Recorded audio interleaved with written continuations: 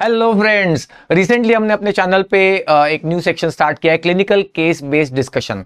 और क्योंकि ये फर्स्ट ईयर के लिए भी जरूरी है, अब फर्स्ट ईयर में भी 10 मार्क्स का क्वेश्चन आता है, क्लिनिकल केसेस पूछे जाते हैं और फिर पीजी एंट्रेंस प्रिपरेशन के लिए भी यूजफुल होगा। तो सेकेंड ईयर, थर्ड ईयर या इंटर्न, आप किसी भी लेवल पे हो, आपके लिए ये यूजफुल होगा।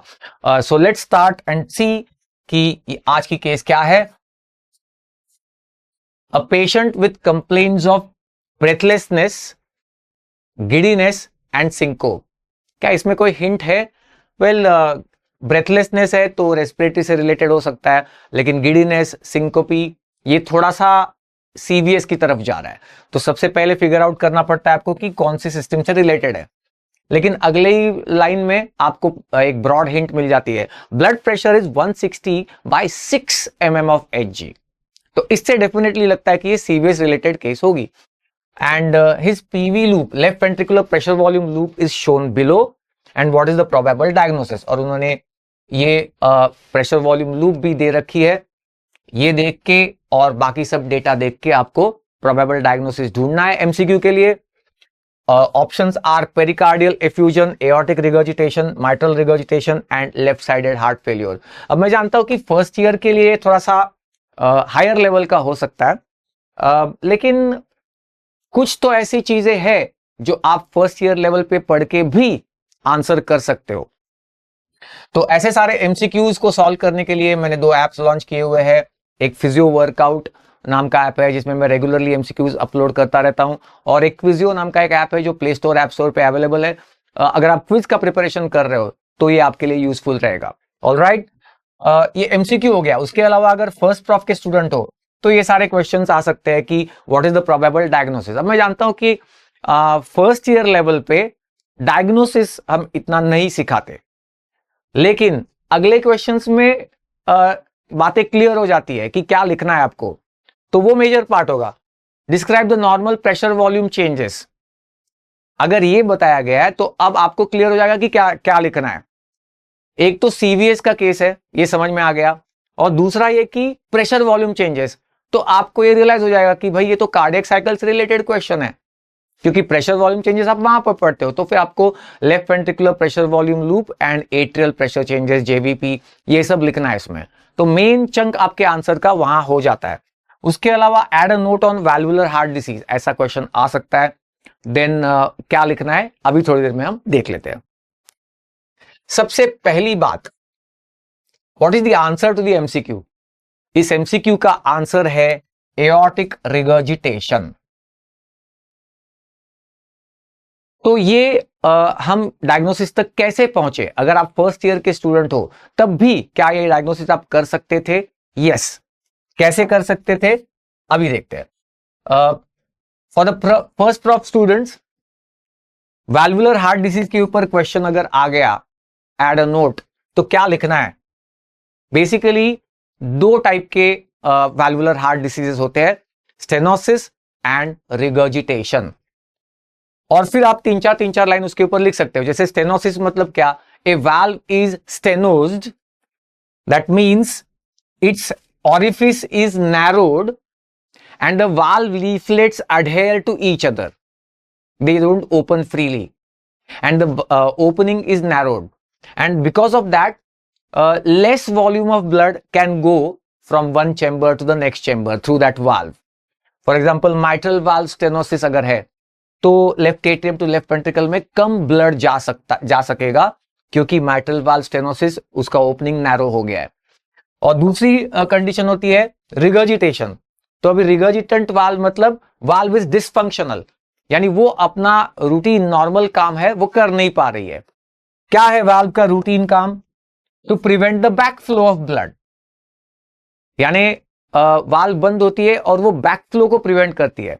तो जैसे अगर एओर्टिक रिगर्जिटेशन है फॉर एग्जांपल, तो डायस्टोल के स्टार्ट में एओर्टिक वाल्व बंद हो जाती है और वो ब्लड जो आगे गया है वो पीछे आने से वो रोकती है। लेकिन अगर रिगर्जिटेशन है तो वो वाल्व रोक नहीं पाती और ये ब्लड जो है वो all the way back into the previous chamber चला जाता है। तो ये आप ऐसा क्वेश्चन आने पर इस तरीके से नोट लिख सकते हैं। अब इस कंडीशन के ऊपर आते हैं, जो भी हम डिस्कस कर रहे हैं, एमसीक्यू का आंसर और आपका लॉन्ग क्वेश्चन का आंसर भी। Why this was aortic regurgitation, यानी कौन से चीज से आपको हिंट मिली? पहली hint, broad hint, blood pressure. देखो सिस्टोलिक बीपी 160 और डायस्टोलिक बीपी 6 दिया हुआ है, तो क्या ये मुमकिन है? Is it possible? Yes, it is possible. कैसे? सी, एओर्टिक रिगर्जिटेशन मतलब एओर्टिक वाल्व रिगर्जिटेंट, इनकॉम्पिटेंट। तो होता क्या है कि सिस्टोल में left ventricle goes into contraction, मतलब वो कॉन्ट्रैक्ट करती है and blood is ejected out into the aorta and arterial system and that creates the systolic blood pressure. लेकिन जब left ventricle goes in diastole, तब अब नॉर्मली क्या होना चाहिए? ब्लड थोड़ा सा उल्टी दिशा में जाता भी है, लेकिन aortic valve closes at the start of diastole so that the blood does not go all the way into the left ventricle. Blood जो है वो एओर्टा और आर्टरीज में रहता है और उस वजह से डायस्टोलिक प्रेशर भी क्रिएट होता है in the vessels, in the arteries. That is the normal thing. और अब एओर्टिक रिगर्जिटेशन देखो, होता क्या है? लेफ्ट वेंट्रिकल ने सिस्टोल किया, ब्लड गया एओर्टा और आर्टरीज में। When left ventricle goes in diastole, तो the blood regurgitates back, back flow of blood होता है, और क्योंकि एओर्टिक वाल्व इनकॉम्पिटेंट है तो blood goes all the way back into the left ventricle. अब इसकी वजह से होता क्या है? जो ब्लड आगे ठहरना चाहिए था एओर्टा और आर्टीरियल सिस्टम में, वो वॉल्यूम बहुत कम हो जाता है, क्योंकि वो बहुत सारा वॉल्यूम पीछे चला गया ना, और उस वजह से डायस्टोलिक ब्लड प्रेशर जो है वो बहुत कम हो जाता है। कई बार ऐसा भी देखा गया है कि आप मर्क्यूरी मैनोमीटर में मर्क्यूरी नीचे ला रहे हो और 10, 6, 4, 2, 0 तक जाने तक भी वो साउंड्स चल रहे थे, कोरोटकॉफ साउंड्स। तो डायस्टोलिक बीपी लो होने की, इतना लो होने की ये वजह है एओर्टिक रिगर्जिटेशन में। Blood regurgitates back during diastole and therefore diastolic BP is very very low. तो यहां पे हमको ब्रॉडली हिंट मिल गई थी ब्लड प्रेशर देख के कि ये एओर्टिक रिगर्जिटेशन है। अब देखते हैं left ventricular pressure volume loop से आप क्या डायग्नोसिस कर सकते थे। तो सबसे पहली बात कि left ventricular pressure volume loop आपको पिट पैट आनी चाहिए। आप फर्स्ट ईयर में हो, डायग्नोसिस नहीं कर सकते, कोई बात नहीं, लेकिन कम से कम आप left ventricular pressure volume loop को तो बहुत अच्छे से समझते हो, अगर तब भी आप डायग्नोसिस कर सकते हो। देखते हैं कैसे। Left ventricular pressure volume loop आपको पता है 4 फेजेस होते हैं। Phase 1 is the phase of filling. उसके बाद phase 2 is pressure is increasing but volume same का same, that is isovolumic contraction. Then phase 3 is ejection and phase 4 volume same का same, straight line, volume is same but pressure is falling. So same volume and pressure is falling, मतलब आइसोवॉल्यूमिक relaxation, right. अब आप देखते हो कि यहां पे deviation जो दिया गया है, दिखाया है यहां पे, तो आइसोवॉल्यूमिक कॉन्ट्रैक्शन और आइसोवॉल्यूमिक रिलैक्सेशन, इनमें डेविएशन दिखाया है। इसमें भी एक हिंट है, वो आपको समझनी है। क्या हिंट है? In the regurgitant valve conditions there is no true isovolumic contraction and there is no true isovolumic relaxation। मतलब क्या? मतलब ये है कि अगर वाल्व अगर रिगर्जिटेंट है तो वेंट्रिकल विल नॉट रिमेन आइसोवॉल्यूमिक। क्योंकि वाल्व रिगर्जिटेंट है तो ड्यूरिंग दिस फेज वाल्व बंद नहीं रह पाएगी ड्यूरिंग आइसोवॉल्यूमिक कॉन्ट्रैक्शन और isovolumic relaxation, and the blood will go back into the left ventricle. वो तो इसका मतलब ब्लड वॉल्यूम चेंज होगा लेफ्ट वेंट्रिकल का, इसका मतलब कि वो आइसोवॉल्यूमिक नहीं रह पाएगी, right. So please remember this. आपको माइट्रल रिगर्जिटेशन आ सकता है, एओर्टिक रिगर्जिटेशन आ सकता है। रिमेंबर कि आइसोवॉल्यूमिक कॉन्ट्रैक्शन और आइसोवॉल्यूमिक रिलैक्सेशन में अगर चेंज है तो ये रिगर्जिटेंट वाल्व है मोस्ट लाइकली। ये दूसरी हिंट थी, and therefore it could be either aortic regurgitation और माइट्रल रिगर्जिटेशन, क्योंकि ऑप्शंस में वो दोनों थे ना। दिस इज एओर्टिक रिगर्जिटेशन, हम ऑलरेडी कह चुके हैं because of that diastolic blood pressure वो इतना लो है, तो उस वजह से हमने ये आइडिया लगाया कि ये एओर्टिक रिगर्जिटेशन हो सकता है। अब कंफर्म करते हैं इसको। देखो, एओर्टिक रिगर्जिटेशन में जैसा कि हमने कहा कि सिस्टोल के वक्त ब्लड आगे जाता है। नॉर्मल पेशेंट में ये ऑलरेडी हम देख चुके हैं कि ब्लड आगे जाता है, लेकिन डायस्टोल के वक्त वो पूरा वापस नीचे आता है। अब देखते हैं एलवीपीवी लूप में जो डेविएशन हुआ है उसकी वजह देखते हैं। सबसे पहले आइसोवॉल्यूमिक कॉन्ट्रैक्शन। आपको याद है आइसोवॉल्यूमिक कॉन्ट्रैक्शन में क्या होता है? AV valves are closed, but semilunar valves have not yet opened. They have not yet opened. ठीक। अब हम लेफ्ट वेंट्रिकल की बात कर रहे हैं तो उसके सामने वाले दो वाल्व्स की बात करते हैं। Mitral valve is closed, which is the AV valve, but aortic valve has not yet opened. That is isovolumic contraction. Correct? Aortic valve has not yet opened. Why? Because left ventricle is contracting. ठीक है, उसका pressure rise तो हो रहा है, increase हो रहा है, लेकिन अभी एओर्टा के प्रेशर से ज्यादा नहीं हुआ है वो प्रेशर। जब वो होगा तभी एओर्टिक वाल्व ओपन होगी, राइट? तो left ventricle is contracting and aortic valve is yet to open. मतलब नॉर्मल कह रहा हूं, आइसोवॉल्यूमिक कॉन्ट्रैक्शन में क्या होता है?